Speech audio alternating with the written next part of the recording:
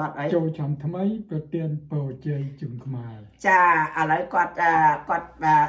ជូនបាត់ចូលឆ្នាំថ្មី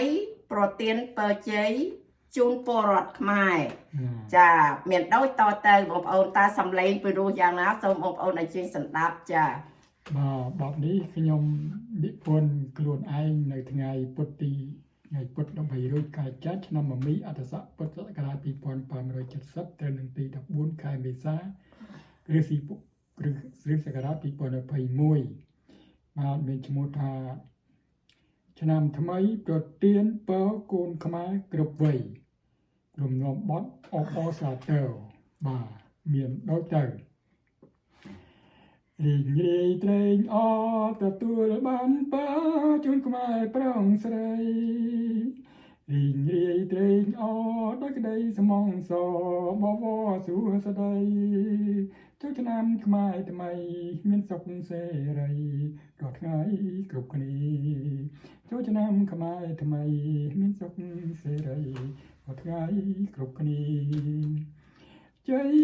កម្ពុជារួមគ្នាការពារទឹកដីទួងនៅទីណាត្រូវតែហានក្លាទាំងប្រុងទាំងស្រីសាមគ្គីពួតដៃការពារទឹកដី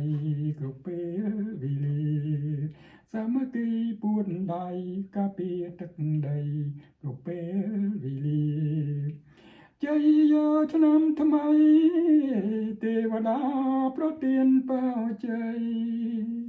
មានសុខសេរីកូនខ្មែរគ្រប់វ័យមានសុភមង្គល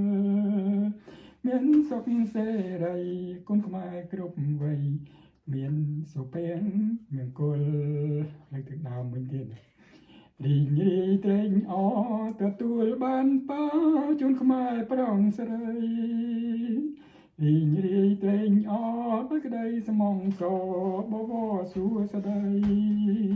ចូលឆ្នាំខ្មែរថ្មីមានសុខសេរីរាល់ថ្ងៃគ្រប់គ្នាចូលឆ្នាំខ្មែរថ្មីមានសុខសេរីរាល់ថ្ងៃគ្រប់គ្នាជ័យ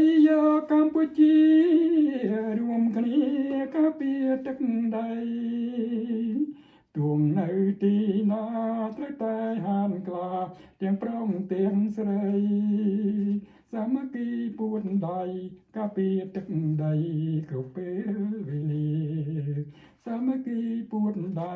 ការពារទឹកដីគ្រប់ពេលវេលាជ័យឆ្នាំថ្មីទេវតាប្រទានពរជ័យមានសុខសេរីកូនខ្មែរគ្រប់វ័យមានសុភមង្គលមានសុខសេរីកូនខ្មែរគ្រប់វ័យមានសុភមង្គលសុភមង្គលចាសូមអរគុណតាចេស្តាយីសំអាតចាដែលបន្លឺសូសៀងយ៉ាងពីរោះចាជូនពរឆ្នាំថ្មីព្រោះឆ្នាំនេះឆ្នាំមមីនឹងទៅឆ្លងកាត់បាន5ថ្ងៃទេណាបងប្អូនណាចាហ្នឹងហើយឥឡូវជាបន្តទៀតដែលមានបទអីមួយបន្ថែមទៀតដែរ